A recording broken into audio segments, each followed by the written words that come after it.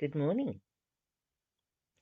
This is Black Grey Walking coming to you from Australia, and I'm bringing you A Course of Love by Mari Perron.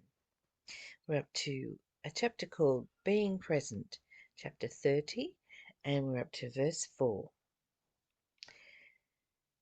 Being in relationship is being present. Being present has nothing to do with time, as you think of it.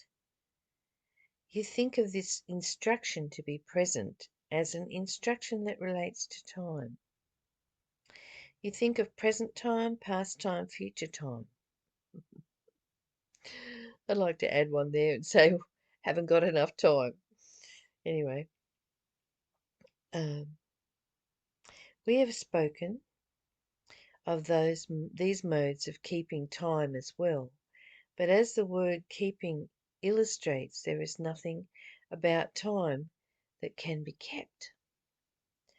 The only thing real about time is its eternal nature. You are headed toward what might be called universal consciousness, though you will not know it when it is at first achieved. For universal consciousness is knowing self. While you think it is knowing all. Knowing self is knowing all. Knowing self is knowing all. But this you do not understand as yet. It's easy to understand if you think of everything as love expressing itself in form, or what some would call God expressing itself in form. Universal consciousness is being in relationship. It is the true self, the known self, in all its glory. Relationship with life. I'm going to read that again. It is the true self, the known self, in all its glorious relationship with life. All matter is born and dies. All life is forever. The known self realizes this and begins to act in accordance with this knowing. In other words,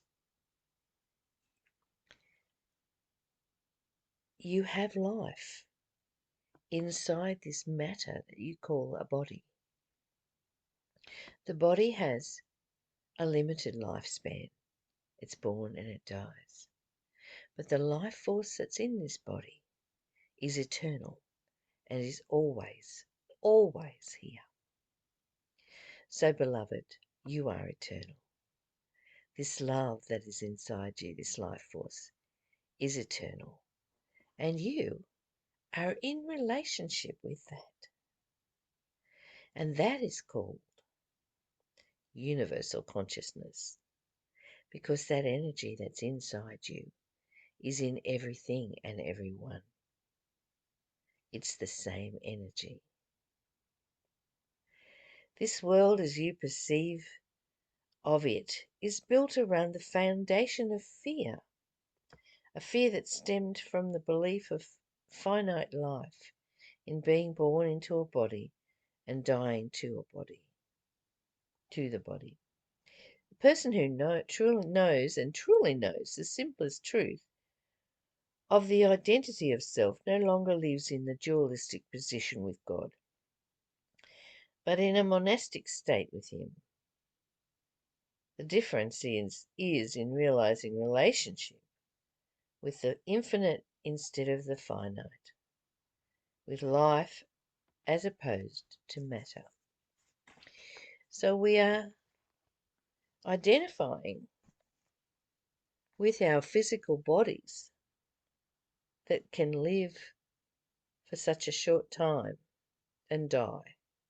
We're identifying with that, and we're in fear of losing that or losing another person's physical being. And yet we are that other person. We are life force in form. I've died twice in this lifetime, and believe me, when you leave your physical being, there is only bliss. Absolute bliss. I'm not afraid of it. Sometimes I long for it. But there's a reason why we have this physical being, this physical experience. That life force, this eternal life force, has embodied this physical form to know itself, to experience, to observe life through its creation. I hope you have an enjoyable day. Bye for now. I love you.